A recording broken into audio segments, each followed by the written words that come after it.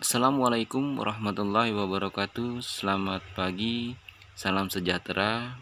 Kami dari kelompok 3 yang beranggotakan Ahmad Satiri, Anissa Trigita Utami, dan Laksmi Priwanti Hutagaul.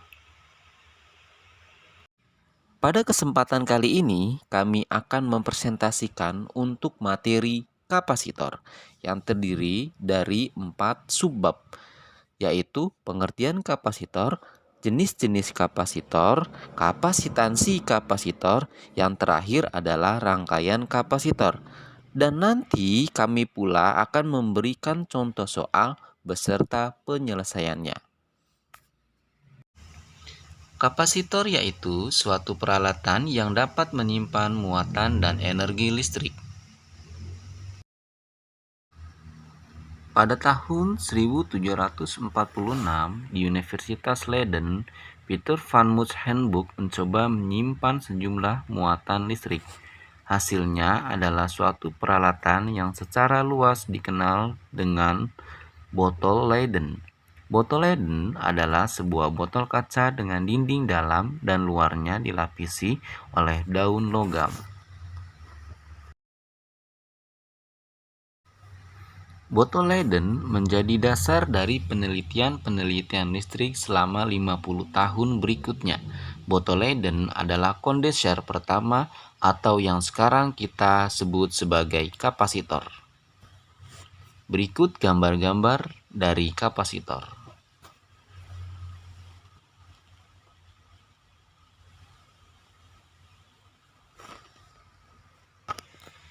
Mengenal kapasitor. Sebuah kapasitor terdiri atas dua keping konduktor yang ruang di antaranya diisi oleh dielektrik atau penyekat, misalnya udara atau kertas. Kemampuan kapasitor untuk menyimpan muatan listrik dinyatakan oleh besaran kapasitas atau kapasitansi.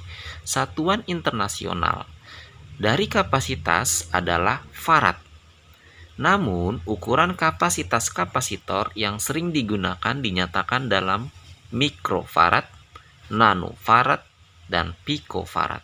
Jenis-jenis kapasitor. Yang pertama, kapasitor kertas. Kertas berfungsi sebagai bahan penyekat di antara kedua plat. Kapasitor jenis ini memiliki kapasitas 0,1 mikrofarad. B. Kapasitor elektrolit adalah kapasitor yang bahan isolatornya terbuat dari elektrolit atau berbentuk tabung.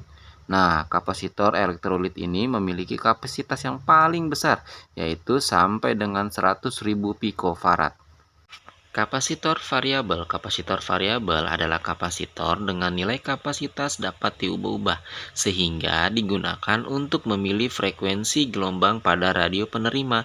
Penyekatnya adalah udara, dengan nilai maksimum kapasitasnya sampai dengan 500 pikofarad. Kapasitor tantalum disebut dengan kapasitor tantalum karena kapasitor jenis ini memakai bahan logam tantalum sebagai terminal anodanya. Kapasitor tantalum ini dapat berfungsi di suhu yang lebih tinggi dibanding dengan tipe kapasitor elektrolit lainnya dan juga memiliki kapasitansi yang besar, tetapi dapat dikemas dalam ukuran yang lebih kecil dan mungil. Oleh karena itu, kapasitor tantalum merupakan jenis kapasitor yang berharga mahal. Pada umumnya dipakai pada peralatan elektronika yang berukuran kecil seperti handphone dan laptop.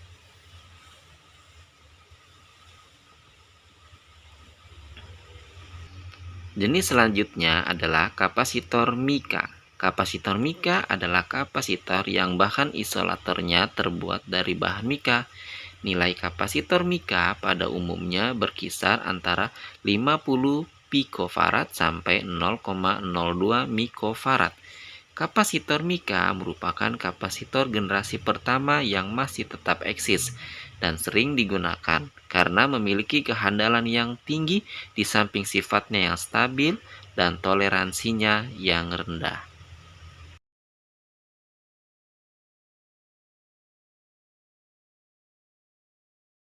Kapasitor selanjutnya adalah kapasitor keramik. Kapasitor keramik adalah kapasitor yang isolatornya terbuat dari keramik dan berbentuk bulat tipis atau persegi 4. Pada umumnya, nilai kapasitor keramik berkisar antara 1 picofarad sampai 0,01 mikrofarad.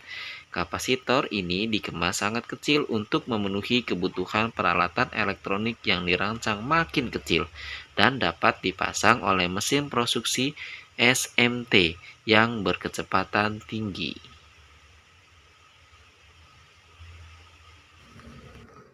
Kapasitor polister. Jenis kapasitor ini terbuat dari bahan plastik atau polister. Pada umumnya berbentuk segi empat kecil dan pipih. Biasanya nilai kapasitasnya tertera dalam kode warna.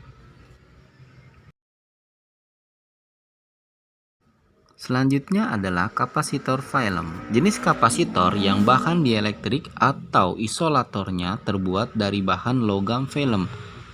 Nilai kapasitasnya ditandai dengan kode warna berupa gelang dan cara pembacaannya hampir sama dengan pembacaan kode resistor. Coulombs pada abad 18 menghitung bahwa satu coulomb sama dengan 6,25 kali 1018 elektron. Kemudian, Michael Faraday membuat postulat bahwa sebuah kapasitor akan memiliki kapasitansi sebesar 1 farad jika dengan tegangan 1 volt dapat memuat muatan elektron sebanyak 1 coulombs.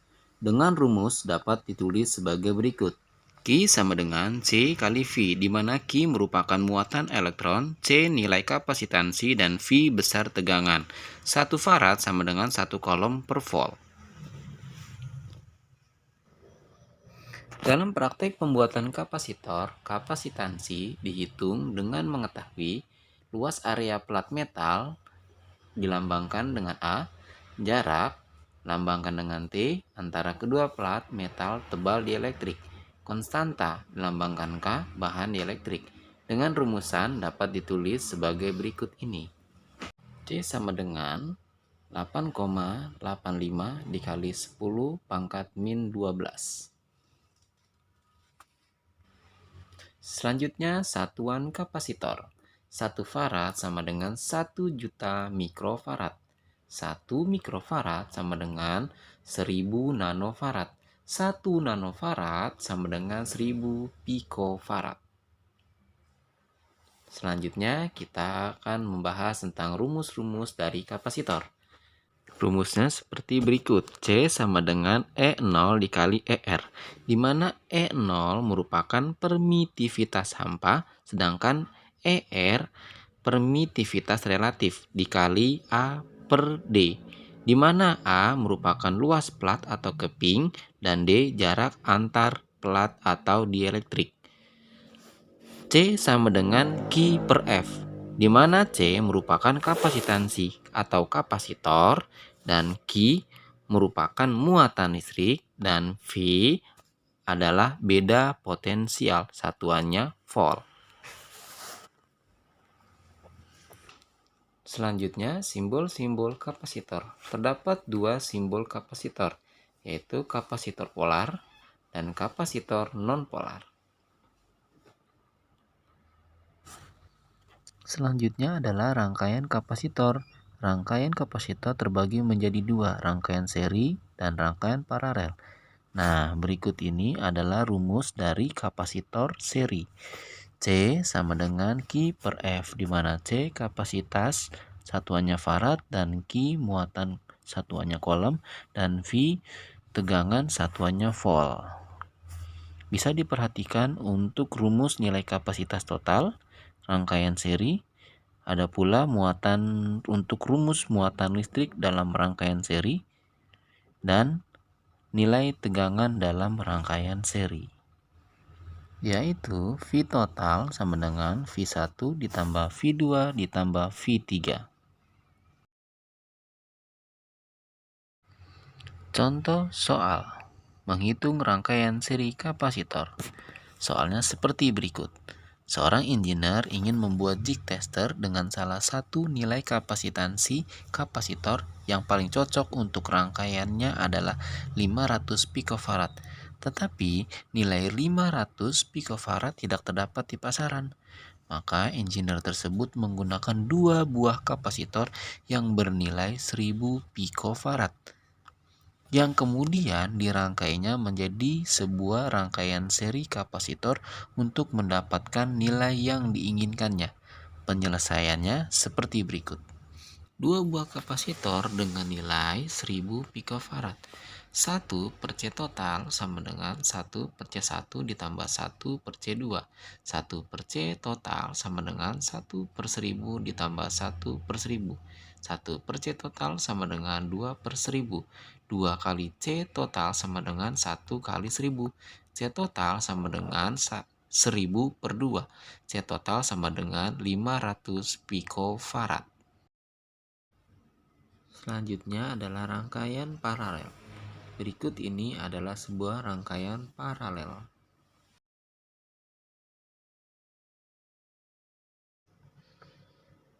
Rumus kapasitor paralel.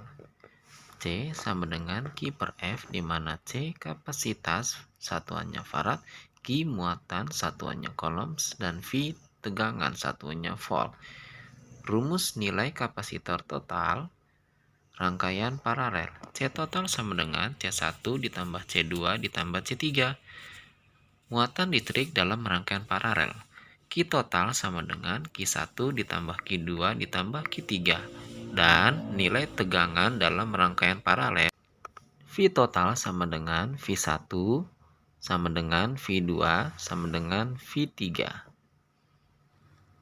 Agar lebih jelasnya, mari kita berlatih soal untuk rangkaian kapasitor paralel.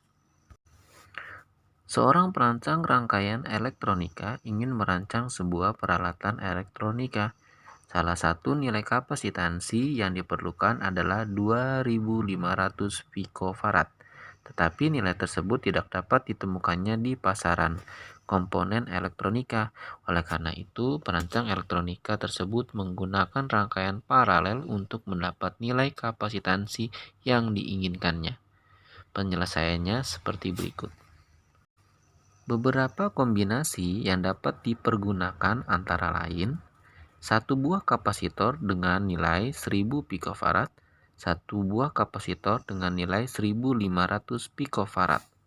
Mari perhatikan, C total sama dengan C1 ditambah C2. C total sama dengan 1000 picofarad ditambah 1500 picofarad. C total sama dengan 2500 picofarad.